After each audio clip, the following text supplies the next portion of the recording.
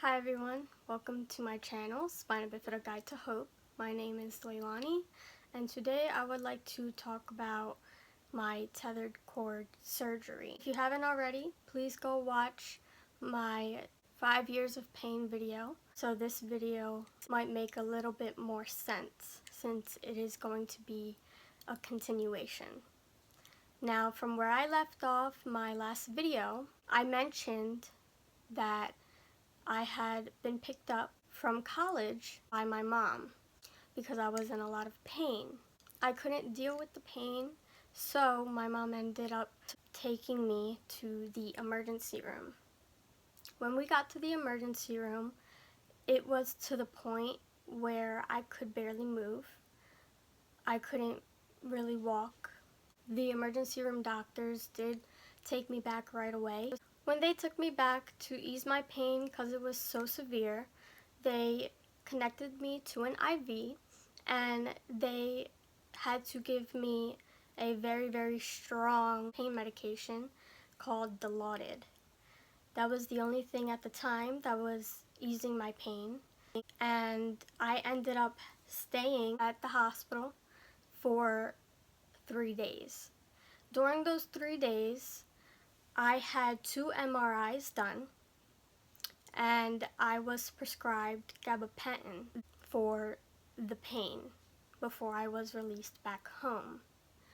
Now, the results to those MRIs were going to be given to my neurosurgeon for them to look over, and they gave me an appointment to see my neurosurgeon on June 7th to see what can be done about the pain that I was having. So on June 7th, I went to my appointment with my neurosurgeon to see what they can do for me.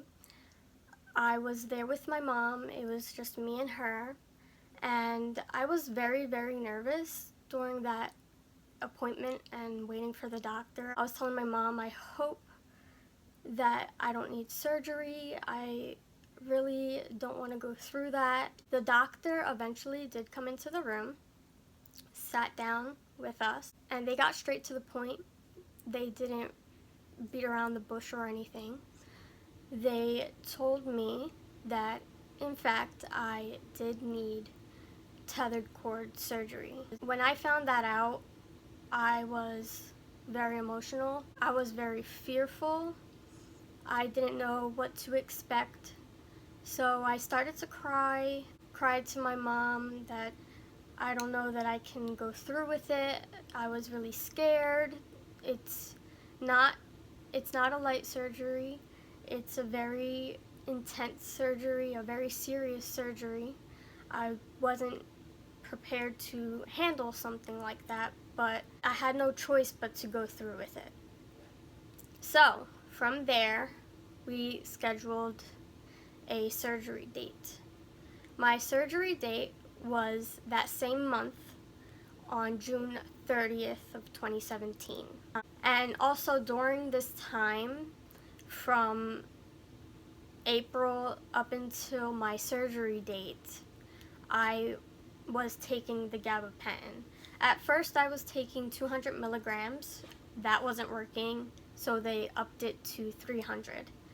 At that time I was more comfortable, but I was still experiencing pain. The night before my surgery, I had to use these wipes to wipe down my entire body after I showered and not eat or drink anything past a certain time.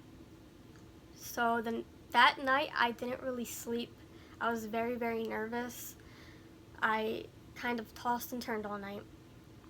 I got up in the morning and I had my family with me. I still couldn't eat or drink anything. We drove to the hospital that morning, and when we got there, my nerves were up the roof. I was extremely nervous, extremely scared. I didn't know what to expect. We sat in the waiting room, and they eventually called me back, and my parents were able to go back with me. which I'm very grateful for because I really don't know how I would have reacted being by myself and having to deal with going through what I went through by myself. And they gave me medication to calm down my nerves. They took me back and the surgery was done. After that, I remember waking up in the recovery room and I couldn't really see. My vision was very blurry, and I ended up falling back asleep after maybe like a couple minutes.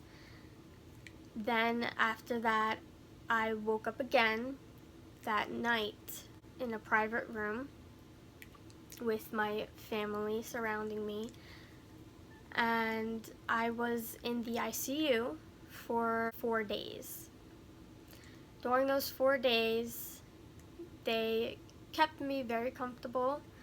They kept me on Dilaudid for comfort for the pain from the surgery. They actually gave me this button that was connected to the IV, and if I felt pain, I was able to administer the pain medication to myself by clicking the button.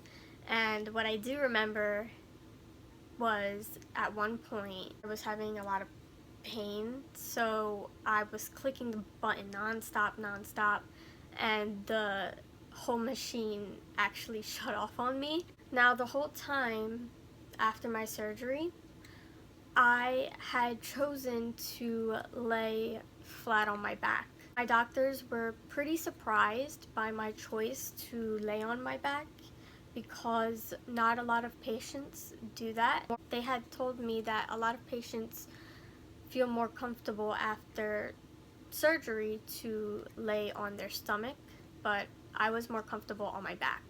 So that's what I did. I laid on my back the entire time that I was at the hospital. I was there for 10 days. So by the 4th day, they moved me to a private room. I was feeling better, still not myself because of course I was on medication, on IV. My body was still recovering from the initial shock of the surgery. So by this 4th day, I had I believe she was a physical therapist, if I'm not mistaken, come to my room every day until I left the hospital. And she would have me sit up from my bed. And when I first did so, I felt this undescribable pain in my head. I've never felt this kind of pain before. It was different than a migraine or a headache. It wasn't a pressure. It wasn't anything that I've felt before. I can't really explain it. I don't know how to really explain it, but it was very painful. They had told me that it was from when I had the surgery. They had to drain my spinal fluid. Since my spinal fluid was drained, basically inside my brain was dry. So that's where the pain was coming from, and it was extremely painful. That was one of the worst parts of my stay. Other than that, my back didn't hurt much at all. It was more my head than anything else. When I would only sit up, it wasn't feeling that way when I was laying down. Now, I stayed for 10 days. On my 10th day and ready to be discharged, I remember that day like it was yesterday because it was a horrible experience for me personally because of my head and the pain I was feeling in my head from having my spinal fluid drained. When I was being discharged, I had to obviously get up and be taken to my mother's car. So that was very difficult for me. I was very sensitive to light. and sound. I was crying the whole ride home because of the pain in my head. I ended up losing feeling on half of my right foot after surgery. Still to this day, I don't have feeling on that part of my foot. The surgery kind of compromised the feeling in my heel, the outer edge of my foot, and a little bit of my right calf in the back. Before surgery, I had feeling in those areas, but afterwards I did not. I was told that it could come back, but there was a possibility that it would be permanent, which was okay. I didn't really freak out about it because, in my opinion, it was a very small price to pay for what I received. That surgery changed my life for the better. It made a big difference in my life today. I am pain-free, and I've been pain-free for a little over 2 years now. And I am very grateful for that surgery. Without it, I don't know what would have happened to my mobility. It was very freeing. After 5 years,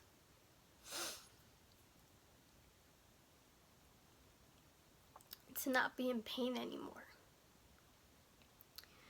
And to feel like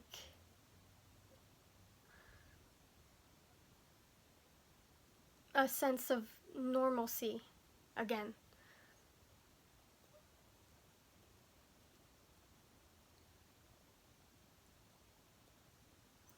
So I'm extremely grateful.